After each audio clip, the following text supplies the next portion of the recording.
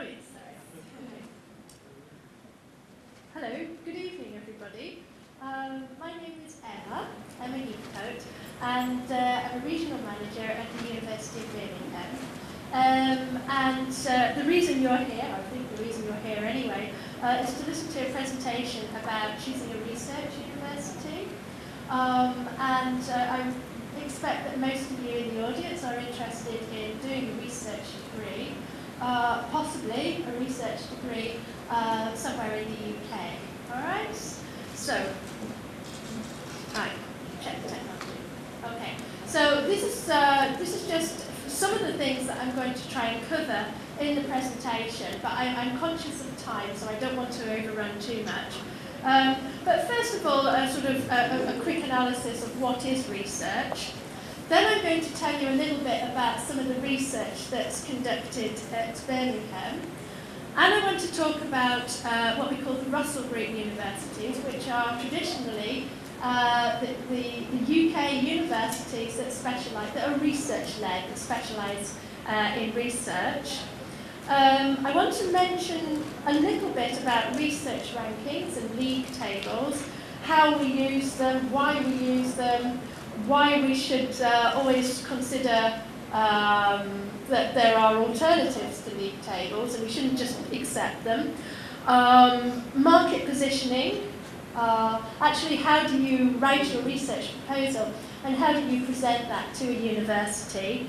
And you know, what's the importance of an academic relationship? Why should that be important in following a research programme?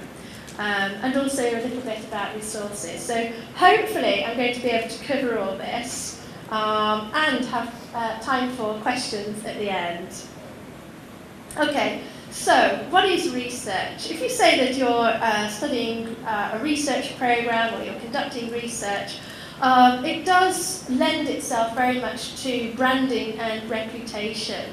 Any university that considers itself a research university is going to be, first of all, ambitious. It's going to be a university that wants to be internationally acclaimed because you want your research to have impact. And it's going to be a university that is seeking international acclaim for the quality of academia, the quality of the academic faculty, the quality of academic students. It's the highest aspiration of academia to be productive in research. So for us in the UK and at Birmingham, research is not just something that happens in dusty old offices. It's not just something that happens, you know, by people over the age of 50. Research is an active thing, it's a living thing, and the basis of all research is applied research. This is what we're doing in the UK. We are developing applied research. There is no question of just doing research for research's sake.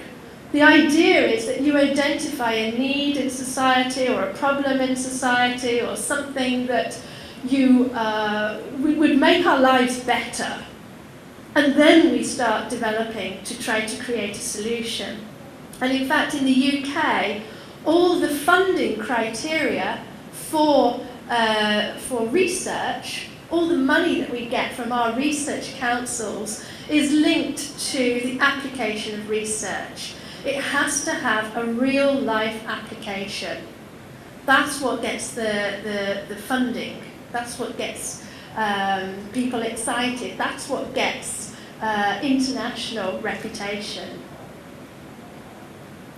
Okay, so for us in the UK, research is a real thing, and it's normally it's a shared problem. It's something which research should be applied in as many different contexts as possible.